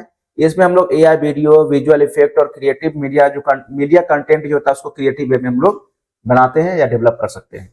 ठीक है, तो इस AI टूल्स का यूज आप लोग जरूर कीजिए और एक चेक कीजिए कि क्या रियल में ये सब काम करता है या नहीं करता है। ठीक है, अब देखिए यहां से प्रोग्रामिंग का पार्ट है थोड़ा सा। ठीक है, सबसे पहला क्या है कि पाइथन है क्या? तो पाइथन एक ऐसा हाई लेवल प्रोग्रामिंग लैंग्वेज है जिसमें हम लोग कंप्यूटर प्रोग्राम को लिखते हैं। ठीक है, ये बहुत ही सिंपल, बहुत ही इजी लैंग्वेज है जो कि हर कोई इसको यूज कर सकता है, चाहे वो बिगिनर हो या कोई प्रोफेशनल हो। ठीक है, पाइथन का यूज कहाँ होता है? आपको सॉफ्टवेयर बनाने में यूज होता है, वेबसाइट बनाने में यूज होता है, डेटा एनालिसिस में यूज हो सकता है, एआई में यूज होगा, आपको प्रोग्रामिंग में यूज होगा। ठीक है, डेटा साइंस में यूज होता है, वेब डेवलपमेंट में यूज होता है, ऑटोमेशन में होता है या गेम्स में होता है। ये सारे जगह आपको पाइथन का यूज होता है। ठीक है, पाइथन जो है वो आपको 1991 में डेवलप किया गया था गॉड वॉन ग्रेसम द्वारा। ठीक है, ये साइंटिस्ट थे जिन्होंने आपका पाइथन को डेवलप किया था 1991 में। आगे में है what are the features of Python? Python का फीचर्स क्या हो गया? तो हम लोग इसमें किसी प्रोग्राम को लर्न और रीड करते हैं, वो फ्री और ओपन सोर्स प्रोग्राम है, ये हर तरह के प्लेटफॉर्म पे काम करता है। और ये जो है जावा बोल रहे हैं, पाइथन जो है लगभग हर तरह के प्रोग्रामिंग स्टाइल को सपोर्ट करता है। ठीक है, ये प्रोग्रामिंग के साथ आपको इन्वेट हो सकता है। ठीक है, उसके बाद है what are the applications of Python? Python का यूज कहाँ कहाँ होता है? तो सबसे पहला होता है वेब डेवलपमेंट में, पाइथन का यूज होता है वेब डेवलपमेंट में, एआई में यूज होता है, मशीन लर्निंग में यूज होगा, डेटा साइंस में यूज होता है या डेटा एनालिसिस में, गेम डेवलपमेंट में आपका इसका यूज होगा, ऑटोमेशन में होगा इसका यूज, यानी use to automate repetitive task like file handling and data processing, यानी जो भी रिपीटेटिव वर्क होता है उसमें इसका काम हो सकता है। Desktop application use to build software to run on computer. ठीक है, scientific computing use for research, calculation and scientific estimation. मतलब क्या होगा कि जो भी आपको काम करवाना है या जो भी आपको ऐप बनाना है या प्रोग्राम बनाना है, हम लोग इसमें पाइथन के माध्यम से बना सकते हैं या पाइथन का उसमें यूज कर सकते हैं। ठीक है, what are the use of Python? देखिए पाइथन का यूज क्या क्या है, तो आपका पहले भी था, इसमें आपका है मशीन लर्निंग में इसका यूज है, आप किसी तरह का मॉडल्स को बना सकते हैं। एनएलपी में इसका यूज है, help computer understand and process human language text and speech हो गया, ठीक है। Computer vision used for image recognition, face detection and object identification, इसमें भी आपका पाइथन का यूज होता है। डेटा एनालिसिस यानी help analyse large amount of data used by AI system, ये इसमें भी आपका पाइथन का यूज होगा, ठीक है। रोबोटिक्स में आपको जो प्रोग्राम होता है वो भी आपको पाइथन द्वारा लिखा जाता है, ठीक है। Chatbots and virtual assistant used to build system that can communicate with human, chatbot या जो वर्चुअल असिस्टेंट होता है, जो एआई असिस्टेंट जो डेवलप किया जाता है, बनाया जाता है ना, वो भी आपको पाइथन के मदद से होता है। और recommendation system used to suggest product, movie और music based on user preference, इसमें क्या होता है कि आपका रिकमेंडेशन सिस्टम तैयार किया जाता है, इसमें आपको जो एआई मॉडल्स है वो आपको रिकमेंडेड करेगा कि आपको किस तरह का वीडियो, किस तरह का ऑडियो, किस तरह का गेम आपको चाहिए, ठीक है। What are the advantage of Python, Python का एडवांटेज क्या है, easy to learn and use, free and open source, work on many platform, use large library and tools available, use in many field like AI, web and data science, large community support और faster development, ये सब आपको Python का advantage है, ठीक है। यानी इसको हम लोग सही से बहुत ही आसानी से यूज कर सकते हैं, ओपन सोर्स है, हर तरह के प्लेटफॉर्म में काम करेगा, ठीक है। ये सब इसका एडवांटेज हो गया।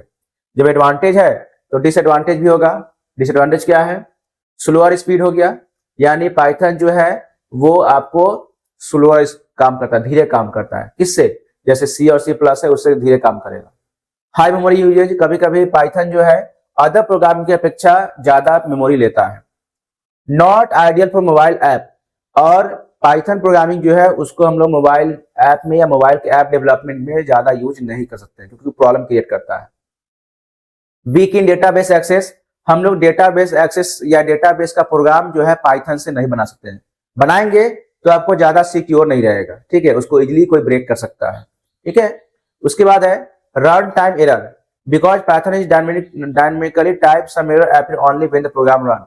होता क्या है, इसमें आपको कभी कभी प्रोग्राम टाइप करते करते ऐसे भी कुछ एरर आते हैं जो आपको प्रोग्राम रन करने में प्रॉब्लम क्रिएट करता है, ठीक है। तो ये सब आपको डिसएडवांटेज हो गया, जिसमें दो चार आपको डिसएडवांटेज पता होना चाहिए।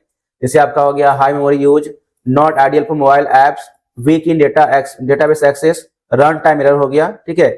इसमें से आपको 3-4 याद आना चाहिए कि भाई डिसएडवांटेज क्या है आपका, ये भी आपका एग्जाम के लिए बहुत ही इंपॉर्टेंट है। उसके बाद है how many ways can user able to start programming in Python. अब अगर मान लीजिए कोई भी यूजर जो है प्रोग्रामिंग करना चाहता है पाइथन में, तो वो कौन कौन मोड द्वारा जो है उस प्रोग्रामिंग को यूज कर सकता है। तो इसमें आपका 2 मोड है, इंटरेक्टिव मोड और एक होता है आपको स्क्रिप्ट मोड, ठीक है। दोनों में डिफरेंस क्या होता है, तो इसमें आपका होगा इंटरेक्टिव मोड, यानी Python shell the user write Python command 1 by 1 and get result immediately. इसमें क्या होता है कि इंटरेक्टिव मोड में एक पाइथन सेल होता है, इस तरह का कमांड बना रहेगा, ठीक है, जहां पे हम लोग प्रोग्राम को टाइप करते हैं और उसमें प्रोग्राम टाइप करते जाइए, उसका रिजल्ट आपको वहीं मिलते चला जाएगा, ठीक है। इसमें क्या होता है कि आपको छोटा प्रोग्राम सीखने के लिए, करने के लिए बहुत ही ईजी होता है, बहुत अच्छा होता है। और स्क्रिप्ट मोड में क्या होता है, एक प्रोग्राम फाइल हो गया जिसमें यूजर जो है पूरे प्रोग्राम को टाइप करेगा और टाइप करने के बाद उसको सेव करेगा .py के एक्सटेंशन में, और तब वो रन करेगा, ठीक है। जैसे मान लीजिए कोई बच्चे जो है प्रोग्राम को टाइप किए और टाइप करने के बाद जब तक उसको सेव नहीं करेंगे तब तक वो रन नहीं करेगा, तो वो किस में काम कर रहे हैं, स्क्रिप्ट मोड में काम कर रहे हैं। अगर सेल मोड में काम करेंगे तो वहां पे प्रोग्राम रन करते जाइए, आपका रिजल्ट दिखते चला जाएगा। उसके बाद डिफाइन कैरेक्टर सेट इन पाइथन, पाइथन में कैरेक्टर सेट क्या क्या होता है या कैरेक्टर सेट होता क्या है। A character set in Python is a set of valid character that can be used to write Python program. Character set Python में एक ऐसा set of character हो गया जिसका यूज करके हम लोग Python में प्रोग्राम को लिखते हैं, ठीक है। क्योंकि हर प्रोग्राम को लिखने का कुछ ना कुछ रूल्स और रेगुलेशन होता है, तो उस रूल्स और रेगुलेशन के अकॉर्डिंग हम लोग कुछ कैरेक्टर सेट बनाते हैं या बना होता है जिसके अकॉर्डिंग आपका प्रोग्राम को लिखा जाता है। These character set used to form variable, keywords, operators and statement. यही कैरेक्टर सेट के मदद से हम लोग कीवर्ड्स बनाते हैं, वेरिएबल्स बनाते हैं, ऑपरेटर्स बनाते हैं, ये सब आपको कैरेक्टर सेट्स के मदद से ही होता है। अगर उसमें कुछ एग्जाम्पल देखा जाए तो लेटर कैरेक्टर सेट हो गया जिसमें आपको A to Z कैपिटल और स्मॉल हो गया, डिजिट्स हो गया 0 to 9, स्पेशल सिंबल हो गया जो हम लोग यूज करते हैं मैथमेटिकल या फिर कुछ स्पेशल सिंबल हो गया, वाइट स्पेस कैरेक्टर जिससे स्पेस हो गया, टैब हो गया और न्यू लाइन हो गया। ये सब आपको कैरेक्टर सेट हो गया पाइथन का, ठीक है। उसके बाद है define token in Python. Token आखिर होता क्या है? Tokens in Python are a smallest unit or basic element of Python program that are used to write instruction। यानी टोकन जो है पाइथन में एक ऐसा स्मॉलेस्ट यूनिट हो गया या बेसिक एलिमेंट हो गया जिसके मदद से किसी भी प्रोग्राम के इंस्ट्रक्शन को लिखा जाता है, इंस्ट्रक्शन को लिखा जाता है। जैसे आपका हो गया कीवर्ड्स, तो कीवर्ड्स में क्या होता है? रिजर्व वर्ड्स होता है, ठीक है, जिसका प्रोग्रामिंग के अकॉर्डिंग एक अपना स्पेशल मीनिंग होता है, ठीक है, और उसी कीवर्ड्स का यूज करके हम लोग प्रोग्रामिंग को लिखते हैं, ठीक है। आइडेंटिफायर्स क्या होता है? जिसमें आपका वेरिएबल्स का नेम होता है, फंक्शंस का नेम होता है, ऑब्जेक्ट का नाम होता है। लिटरल्स क्या होता है? जिसमें आपका फिक्स वैल्यू हो गया नंबर का या कोई भी जो वर्ड यूज कर रहे हैं, कोई स्ट्रिंग यूज कर रहे हैं, उसका फिक्स वैल्यू होगा। ऑपरेटर क्या होगा? जो हम लोग प्लस माइनस डिवाइड मल्टीप्लाई का यूज करेंगे आपका पाइथन में, वो आपको ऑपरेटर होगा, सिंबल्स होगा। डेलिमिटर्स क्या हो गया? जिसको हम लोग पंक्चुएटर्स कहते हैं। Symbol use to separate element, किसी भी एलिमेंट को, किसी भी वर्ड को अगर सेपरेट करना होगा, किसी एलिमेंट को सेपरेट करना होगा तो हम लोग ये सब वर्ड को, मतलब ये सब सिंबल्स का यूज करके हम लोग सेपरेट कर सकते हैं, ठीक है। अब देखिए what are variables and its rules. Variables क्या होता है और वेरिएबल को लिखने का तरीका क्या है? तो variables is a name used to store data और value in a program. Variables क्या हो गया? वेरिएबल्स एक ऐसा नाम हो गया जो आपको किसी भी डेटा को स्टोर करने का या वैल्यू को स्टोर करने का काम करता है। वेरिएबल मतलब क्या हो गया? किसी वैल्यू को या डेटा को स्टोर करेगा, ठीक है। The value stored in variable can change during program execution. और ये जो होता है प्रोग्राम एग्जीक्यूट जब करेगा तो उसके बाद वो वेरिएबल जो होगा, वेरिएबल के अकॉर्डिंग जो आपको डेटा दिया गया है, जो इंस्ट्रक्शन दिया गया है, वो चेंज करता है प्रोग्राम एग्जीक्यूशन के दौरान, ठीक है। जब प्रोग्राम एग्जीक्यूट करेगा उस समय जो वेरिएबल आपने डाला उसके अकॉर्डिंग वो रिजल्ट देता है, ठीक है। अब इसका रूल्स देखिए, rules for naming variable in Python are variable must be start with letter A to Z। जो वेरिएबल होगा वो हमेशा आपको लेटर से स्टार्ट होना चाहिए, चाहे स्मॉल लेटर हो या कैपिटल लेटर हो, या स्टार्टिंग में आपको अंडरस्कोर होना चाहिए, ठीक है। It can not start with number. कोई भी नंबर से आपका वेरिएबल स्टार्ट नहीं होता, यानी स्टार्टिंग में आपको 1 to 3 नहीं लिख सकते, ठीक है। Variable name can contain letter, digit and underscore. Variable name में क्या आ सकता है? आपको लेटर आ सकता है, डिजिट्स आ सकता है और अंडरस्कोर आ सकता है, ठीक है। Space are not allowed in variable name. अगर वेरिएबल नेम होता है तो उसके अंदर स्पेस अलाउड नहीं है। जैसे मान लीजिए आपने 2 नाम लिखा, जैसे यहाँ लिखा हुआ देखिए स्टार्ट विथ, तो इसके बीच में स्पेस है ना, तो स्टार्ट विथ अगर लिखना होगा तो एक साथ लिखना होगा, सटाक लिखना होगा। अगर एक साथ अलग करके लिखेंगे तो वेरिएबल नेम में नहीं आएगा। Python keyword can not used as variable name, example if, while, for.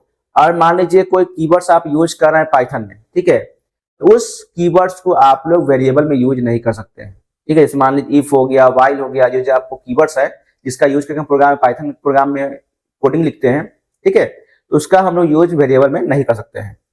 Variable name are case sensitive.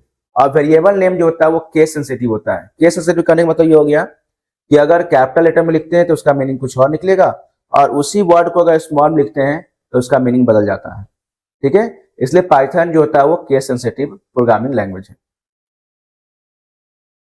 उसके व्हाट आर डेटा टाइप्स। अब हम पाइथन यूज करते हैं तो उसमें डेटा टाइप्स क्या क्या होता है देखिए। तो data types define the types of data that is variable can store in program. यानी डेटा टाइप्स में टाइप्स ऑफ डेटा होता है जिसमें आपको ये होता है कि किसी भी प्रोग्राम में वेरिएबल को कैसे स्टोर करना है, कहाँ स्टोर करना है, किस टाइप का डेटा स्टोर करना है। Data types tells the computer what kind of data store in variable. Data type computer को ये बताता है कि किस तरह का डेटा आपको स्टोर करना है, ठीक है। जैसे इंटीजर हो गया, तो इंटीजर में क्या होता है? Store whole number. जैसे ये आपको होल नंबर हो गया, कोई भी नंबर को अगर स्टोर करना होगा, होल नंबर 0 1 2 3 4 5 कोई भी नंबर को अगर स्टोर करना होगा तो हम लोग इंटीजर का यूज करेंगे। फ्लॉट में क्या होता है? आपको डेसिमल नंबर को स्टोर करता है, कोई भी डेसिमल नंबर को स्टोर करने का यूज करता है ये। स्ट्रिंग में क्या होता है, स्टोर टेक्स्ट और कैरेक्टर इनसाइड कोट्स, और स्ट्रिंग में क्या होगा, कोई भी टेक्स्ट और कैरेक्टर को स्टोर करता है। जैसे आपको कोट्स ये दिया हुआ है ना, तो इसमें किसी भी कैरेक्टर को, टेक्स्ट को स्टोर कर सकता है, ठीक है। बूलियन में क्या होता है, स्टोर लॉजिकल वैल्यू, जैसे ट्रू फॉल्स का कोई लॉजिकल वैल्यू है तो उसको स्टोर करेगा। और लिस्ट में क्या होगा, store multiple value in single variable, और इसमें क्या होगा कि एक वेरिएबल में मल्टीपल वैल्यू को स्टोर कर सकता है। जैसे एग्जांपल में 10, 20, 30, 40, 50, 60 अगर आपको देना है तो एक ही में आपको, एक ही वेरिएबल में बहुत सारा नंबर जो है यहाँ पे स्टोर हो सकता है, ठीक है। ये सब चीज अगर आप प्रैक्टिकल में करते हैं या प्रैक्टिकल के अकॉर्डिंग समझते हैं तो ज्यादा समझ में आएगा। तो इसके बाद जो है आपको बहुत सारा प्रोग्राम का प्रैक्टिकल रहेगा, आप उसको जरूर देखिएगा, समझिएगा कि प्रोग्राम में सबका यूज क्यों हो रहा है, कैसे हो रहा है। अब है आपका what are data types conversion.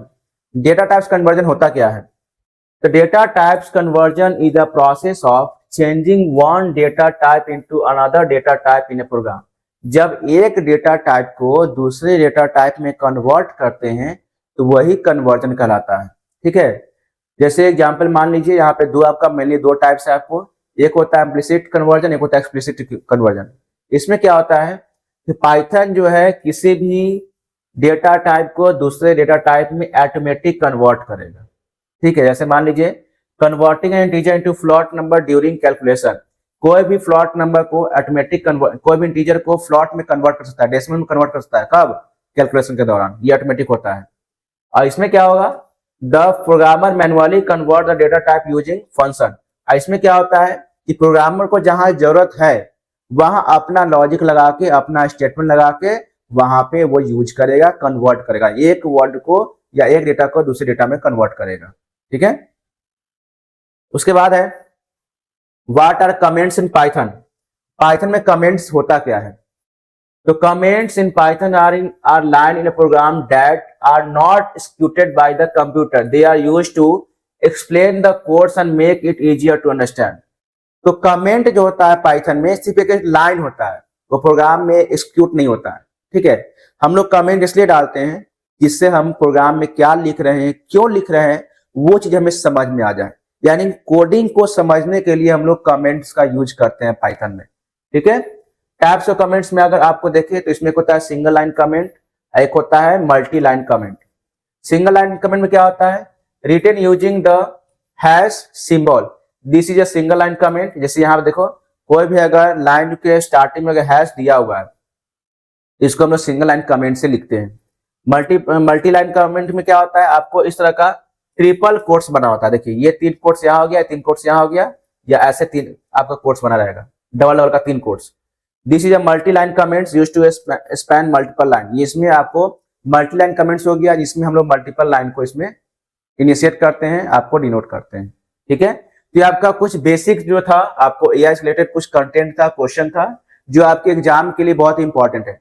और सारे वीडियो में, मतलब सॉरी सारे कंटेंट में हमने पूरा मिला के एक वीडियो, एक बुक को यानी कवर किया है, यानी बुक का जो भी इंपॉर्टेंट पॉइंट है इसको हमने यहाँ पे कवर किया है, ठीक है। इसका और भी आपका जो प्रोग्रामिंग पार्ट है आपको अलग से मिलेगा, जिसमें आपको 1 बाय 1 प्रोग्राम को समझाया गया है कि कैसे कौन प्रोग्राम काम करता है, ठीक है।